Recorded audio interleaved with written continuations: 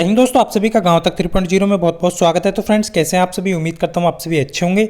CITS admission 2025 CITS के regular new admission form कब तक आने वाले हैं? आप सभी में से लगातार छात्र छात्राओं के कमेंट्स आ रहे थे। इस बार क्या योग्यता रहने वाली है, कितना एक्सपीरियंस मांगा जा सकता है, क्या कोई एक्सपीरियंस भी लगेगा या नहीं लगेगा, एज कितनी मांगी जाएगी और यहाँ पर कौन सी ट्रेड में आप CITS के लिए अप्लाई कर सकते हैं, सारी डिटेल में जानकारी आप सभी को देने वाला हूँ। तैयारी ऐसी कि सिलेक्शन पक्का, कहाँ से तैयारी करनी है, कितना सिलेबस आपका टेक्निकल रहने वाला है, कितना नॉन टेक्निकल रहने वाला है, डिटेल में सारी जानकारी इस वीडियो में के माध्यम से आपको मिलने वाली है। जैसा कि आप सभी जानते हैं, ये आपका 1 साल का CITS होता है और इसके लिए योग्यता की बात करेंगे। सारी डिटेल में जानकारी आप सभी को देना चाहूँगा, जैसा कि आप सभी यहाँ पर देख पा रहे होंगे, क्योंकि इस परिवार के आप सदस्य हैं और आप इस परिवार से काफ़ी समय से जुड़े हुए हैं और जो न्यू फैमिली मेंबर हैं वो भी जुड़ने वाले हैं, जैसा कि आप सभी यहाँ पर देख पा रहे होंगे। सबसे पहले फ्रेंड्स बात करें CITS, तो CITS आप सभी को मैं क्लियर कर देता हूँ फ्रेंड्स। 1 साल का ये आपका जो है रेगुलर के फॉर्म जो है वो आपके निकलने वाले हैं। वो कब तक निकलने वाले हैं और उसके लिए भी यहाँ पर प्रॉपर मैं आपको बताने वाला हूँ कैसे तैयारी करनी है, क्वालिफिकेशन क्या है। तो देखिए, आपको CITS करने के लिए आपके पास या तो आपके पास यानी कि ITI आपने किया हो या फिर आपने नेशनल अप्रेंटिस किया हो। आप सभी को ध्यान रखना है, NTC का मतलब है नेशनल ट्रेड सर्टिफिकेट, यानी आपने ITI किया हो या फिर आपने अप्रेंटिस किया हो और उसके बाद यहाँ पर या फिर आपने डिप्लोमा किया हो या फिर आपने डिग्री किया हो। डिप्लोमा डिग्री आप सभी देख पा रहे होंगे, डिप्लोमा भी आप जानते हैं, डिग्री भी आप जानते हैं। ITI, कुछ छात्रों के कमेंट आते हैं CTS वाले कैंडिडेट इसमें अप्लाई कर सकते हैं। बिल्कुल फ्रेंड्स, CTS जो होता है वो ITI के ही होता है, यानी कि CTS सर्टिफिकेट आपको दिया जाता है। वो NSTI भी कराता है और ITI जो कराते हैं वो मतलब ITI कॉलेज में ITI के नाम से जाना जाता है और NSTI कॉलेज में CTS के नाम से जाना जाता है। तो ये आप सभी का डाउट क्लियर, यानी आपने ITI किया है या आपने CTS किया है या आपने अप्रेंटिस किया है या फिर आपने डिप्लोमा किया है या फिर आपने डिग्री किया है, तो आप इसमें जो है अप्लाई कर सकते हैं। टेक्निकल एजुकेशन आपका यूनिवर्सिटी या फिर उसको इक्विवेलेंट आप सभी देख पा होंगे। क्या SCVT वाले कैंडिडेट डाल सकते हैं? तो बिल्कुल फ्रेंड्स, यहाँ पर SCVT वाले कैंडिडेट इसमें अप्लाई कर सकते हैं। इस चीज़ का विशेष ध्यान यहाँ पर आपको रखना है। अब बात करेंगे फ्रेंड्स, यहाँ पर एज कितनी रखी जा सकती है। मिनिमम एज की बात करें तो फ्रेंड्स आपका 18 साल हो जाना चाहिए, यानी कि आप 18 के हैं, आपका उम्र 18 हो चुका है। उसके बाद कितना भी मैक्सिमम है तो आप CITS कर सकते हैं। ये आप सभी को यहाँ पर ध्यान रखना है। क्लियर।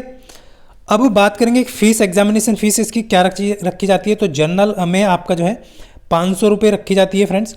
ऑल अदर कैंडिडेट यानी अदर स्टेट से भी इसमें अप्लाई करेंगे। आप सभी को मैं क्लियर कर दूँ, ये ऑल इंडिया आपका जो CITS होता है जो कि DGT के थ्रू कराया जाता है और उसी के थ्रू ये आपका सर्टिफिकेट यानी कि NSTI कॉलेज के माध्यम से होता है, ITOT कॉलेज के माध्यम से होता है, जो कि स्टेट गवर्नमेंट और प्राइवेट भी होते हैं कुछ कॉलेज, तो उनके माध्यम से आपको CITS कराया जाता है। लेकिन सर्टिफिकेट जो अप्रूव होता है वो DGT से अप्रूव होता है। ये आप सभी को यहाँ पर ध्यान रखना है। क्लियर।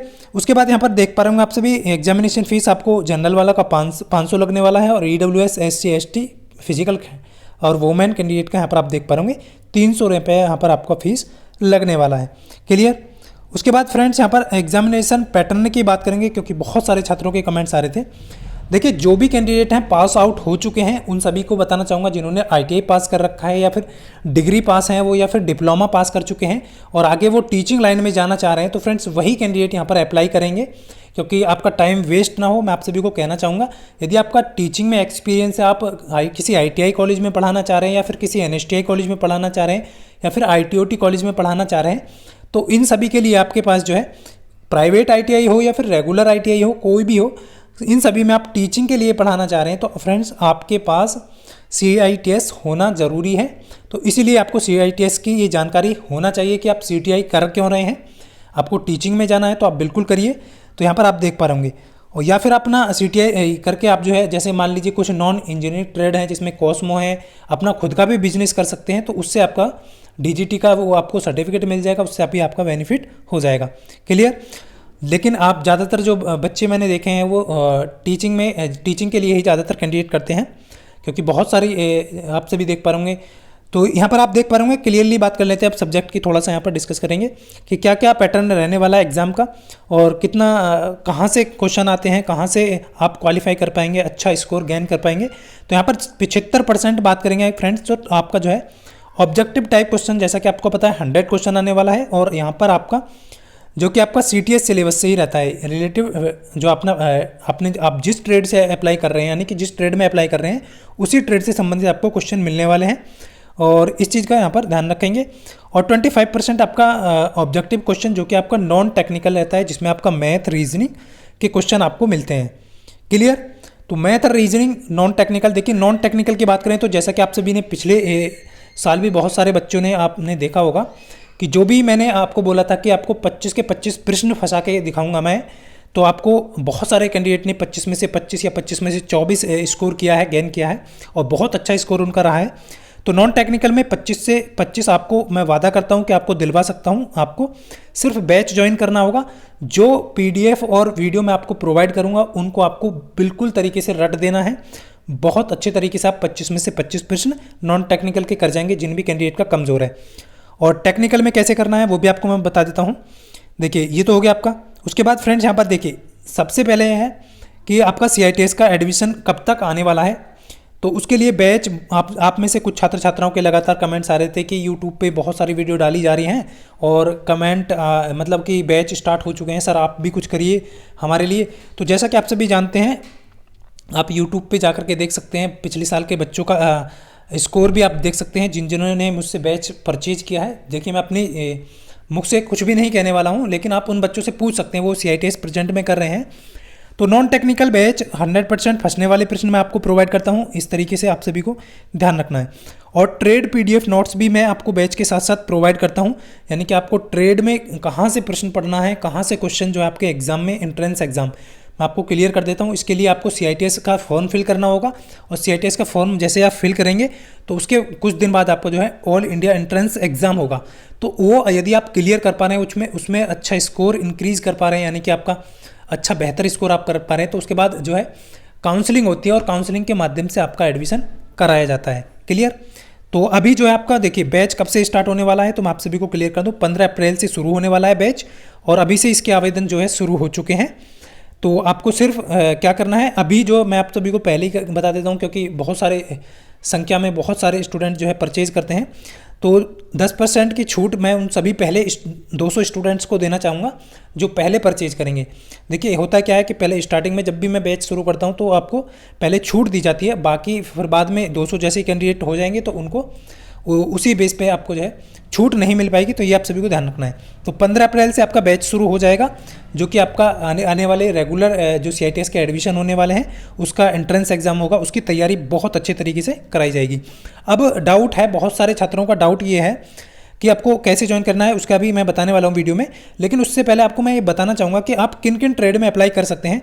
ये जो आप देख पा रहे हैं ना कि क्या क्या क्वालिफिकेशन किस ट्रेड के लिए मांगी गई, यानी कि आपको इलेक्ट्रॉनिक्स मैकेनिक्स से आपको CITS करना है, तो आपके पास कोई भी ये यदि आपके पास ये डिग्रियां हैं या फिर ये आपका ITI का सर्टिफिकेट है, तो आप इसके लिए इसमें अप्लाई कर पाएंगे।